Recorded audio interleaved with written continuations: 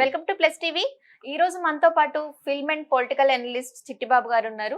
మరి ఇప్పుడు ప్రస్తుతం జరుగుతున్న విషయాల గురించి ఆయనతో మాట్లాడదాం. నమస్కారం అండి. నమస్తే. అయితే రాహుల్ గాంధీ గారి అరెస్టు వివాదంపై మీ స్పందన ఏంటి? ఇప్పుడు రాహుల్ గాంధీ చాలా ఒక వ్యవస్థ, అతనికి 50 ఏళ్ళు వచ్చినాయి కానీ ఇంకా మెచ్యూరిటీ లేదు, ఇంకా పిల్లతంతుగా ఉన్నాడు. 50 ఏళ్ళు వచ్చినా కూడా ఒక మెచ్యూరిటీ లేని ఒక మూర్ఖపు రాజకీయ నాయకుడు. ఎప్పుడు ఎర్ర బుక్ పెట్టుకుంటాడు, ఏదో కాన్స్టిట్యూషన్ నాశనం చేసింది, కాన్స్టిట్యూషన్ డిస్టర్బ్ చేసింది వాళ్ళ నాయనమ్మే. వాళ్ళ ఆయనమ్మ అధికారంలోకి వచ్చినాక 84 సార్లు కాన్స్టిట్యూషన్ బ్రేక్ చేసి ఎన్నుకున్న ప్రభుత్వాలు కూల్చి నానా దౌర్భాగ్యం చేసి ఆఖరికి ఎమర్జెన్సీ కూడా పెట్టి కాన్స్టిట్యూషన్ని నాశనం చేసింది ఆవిడ. ఈడు పట్టుకుని కాన్స్టిట్యూషన్ అంటాడు. అతనికి అసలు విచక్షణ లేదు.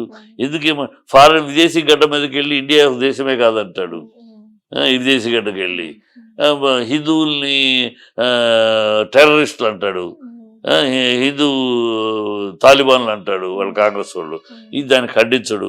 పై ఈయన హిందువులు వ్యతిరేకం, జీవితాంతం హిందువులు వ్యతిరేకించడమే వీళ్ళ పని. వీళ్ళు ఎందుకంటే నిజమైన హిందువులు కాదు, నిజమైన భారతీయులు కాదు, వీళ్ళు హిందువులు కాదు, నిజమైన గాంధీలు కాదు, దొంగ గాంధీలు, దొంగ హిందువులు. వీళ్ళు ఇలాగ ఆయన మాట్లాడి నిన్న పార్లమెంటు దారి ఉంటుంది. పార్లమెంట్లో ధర్నా చేసేటప్పుడు ఎవరైనా సరే ఏ పార్టీ ధర్నా చేసినా అపోజిషన్ ధర్నా చేస్తారు, మిగతా వాళ్ళు వెళ్ళటానికి ఒక దారి ఉంటుంది. ఆ దారిలో ఎవరైనా వెళ్ళొచ్చు. మొన్న 6 సార్లు ఇప్పటికి కాంగ్రెస్ వాళ్ళు రోజు ధర్నాలు చేస్తూ ఉన్నారు. ఆ ధర్నా చేసేటప్పుడు బీజేపీ నుంచి వెళ్ళారు. బీజేపీ నుంచి వెళ్తే వాళ్ళకి ఒకసారి వాళ్ళు ఏదో ప్యాంప్లెట్ ఇచ్చారు, అవి కూడా తీసుకుని వెళ్ళారు. వీళ్ళని తిడుతున్నారు, బీజేపీ వాళ్ళు తిడుతూ ఇచ్చిన ప్యాంప్లెట్ కూడా బీజేపీ వాళ్ళు తీసుకుని వెళ్ళారు. నార్మల్ రొటీన్ అది, వాళ్ళు చేస్తూ ఉంటారు. ఇక్కడ దారి ఉంటుంది. ఇవాళ అక్కడ పార్లమెంట్ దగ్గర వీళ్ళు ధర్నా చేస్తారు. బీజేపీ దారి ఉంది, దారిలో వెళ్ళొచ్చు కదా. అక్కడ అంటే కాకుండా కావాలని వీళ్ళ మధ్య నుంచి వెళ్ళాలని, వీళ్ళ చీలు తోచుకుంటూ వెళ్ళాలని కావాలని ఒక చిన్న పిల్లలు కాలేజీలో పిల్లలు చేస్తారు చూడమ్మా, ఒక చిల్లతనంగా కావాలి గిల్లికజ్జాలు అంటారు. ఆ గిల్లికజ్జాలలాగా అతను బిహేవ్ చేయటము, ఆ లేడీ ఆవిడ తోసేయటంతో ఆవిడకి గాయము, ఇంకో ముసలాయన ఎంపీకి గాయము.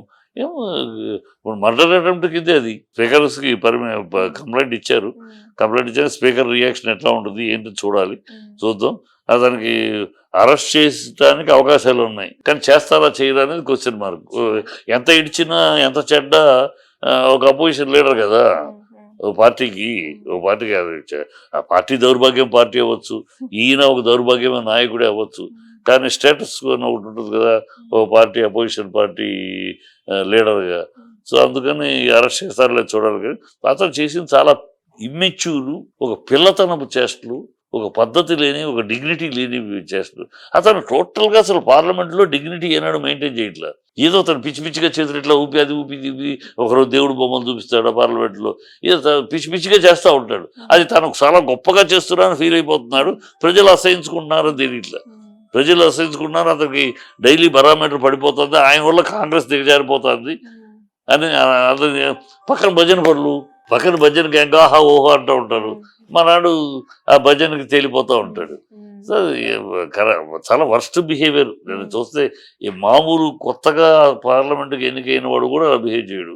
ఒక రౌడీ ఎన్నికైనా కూడా ఒక గోండాలు కూడా కొంతమంది ఎన్నికై పార్లమెంట్కి అడుగు, ఆ గోండాలు కూడా ఇలా బిహేవ్ చేయాలి. గోండాలు కూడా పార్లమెంట్కి ఎన్నికైనాక కాస్త పార్లమెంటు గౌరవాన్ని చూశారు వాళ్ళు. గోండా అయినా ఈ మనిషి మరి గోండానా, రౌడీనా, పిల్లకాయక, ఇమ్మెచ్యూరా, ఏమనాలి ఇతని దౌర్భాగ్యం చేస్తున్నాను అయితే మాత్రం.